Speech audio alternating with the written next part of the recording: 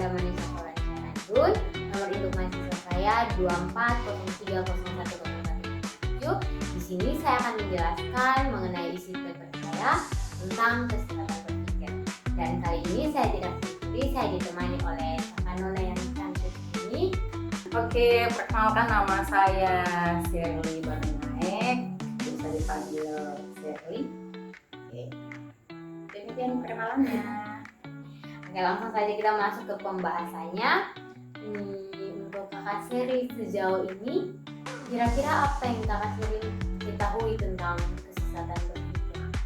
Oke, kesesatan berpikir atau logical fallacy istilahnya. Itu adalah sebuah perilaku di mana argumen yang disampaikan itu memang tidak valid, sehingga membuat argumen itu menjadi sesat seperti itu. Betul sekali jawaban dari Kak Shirley. Dan di sini saya akan menjelaskan lebih lanjut tentang kesesatan berpikir. Kesesatan berpikir itu adalah bentuk kesalahan dari penalaran yang sering kali terjadi dalam kehidupan sehari-hari. Itu bisa disengaja maupun tidak disengaja. Terus kesalahan penalaran atau berpikir ini yang menyebabkan seseorang itu dapat berpikir secara tidak logis, atau dengan kata lain, seseorang dapat berpikir sesat.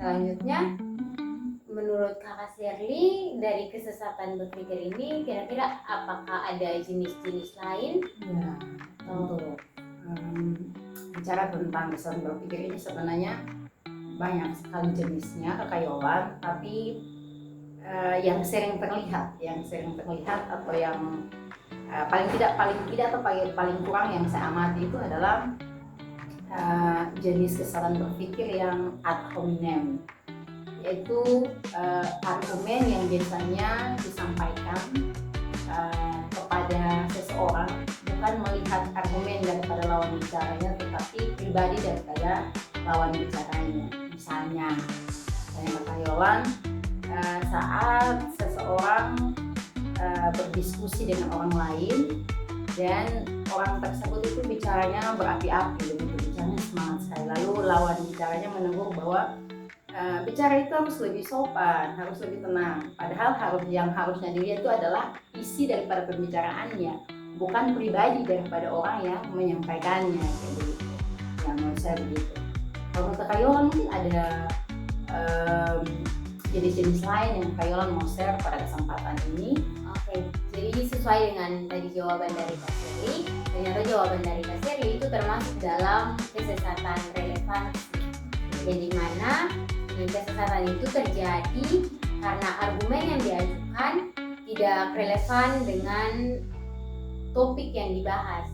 Jadi seperti yang telah Kak Shirley jelaskan, itu tuh termasuk dalam kesesatan relevansi. Selanjutnya ada juga kesesatan asumsi, yang dimana itu terjadi karena seseorang membuat kesimpulan berdasarkan asumsi yang sebenarnya belum terjadi. Belum ada buktinya, Betul. tapi dia sudah berasumsi. Itu namanya kesesatan berasumsi. Kayaknya sering terjadi Kak Yolan dalam kehidupan tiap hari. Oke. Selanjutnya ternyata ada faktor-faktor yang mempengaruhi terjadinya kesesatan berpikir. Iya, pasti ada penyebab ya. Ada penyebab kenapa sampai seseorang bisa melakukan kesesatan berpikir. Nah, setelah penjelasan yang tadi sudah banyak, kira-kira menurut Kakak Shirley, apa saja faktor terjadinya sehingga bisa terjadinya kesesatan ya? berpikir?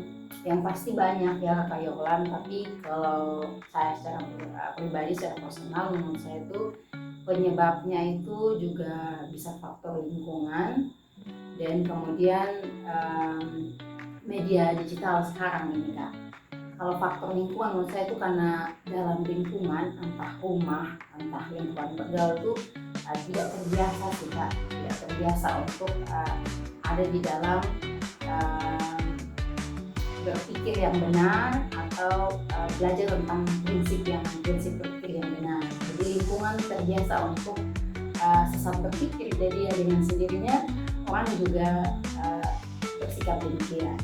Lalu bicara tentang media digital, seperti kita ketahui bahwa zaman sekarang semua serba instan, informasi juga mudah kita dapat, mudah kita peroleh dengan media sosial sekarang, Kak, sehingga orang terbiasa untuk tidak mengecek terlebih dahulu informasi tersebut, karena apa-apa ada bisa di-share, bisa dibagikan, sehingga itu ya media sosial juga mempengaruhi seseorang. Kenapa seseorang mudah sekali untuk berpikir sesat berpikir seperti itu menurut saya. Kalau Yolan, apakah ada penyebab lain?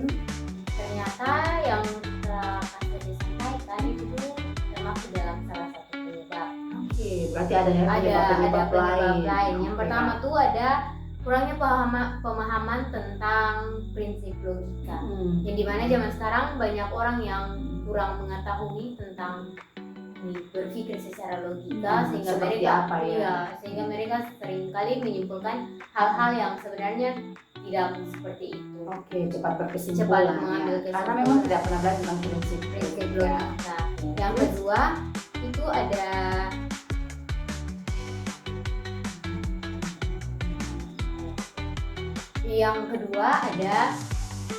untuk zaman sekarang orang-orang lebih menggunakan emosi. Jadi emosi lebih mendominasi ketimbang logika.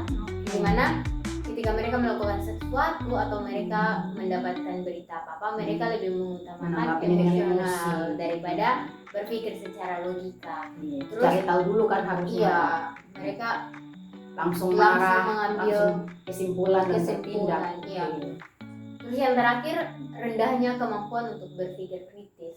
Iya. Yang dimana zaman sekarang orang-orang seperti yang tadi Kak Seri sampaikan, bahwa orang-orang karena banyaknya informasi yang beredar, mereka lebih mengambil yang instan tanpa mereka berpikir kembali beritanya benar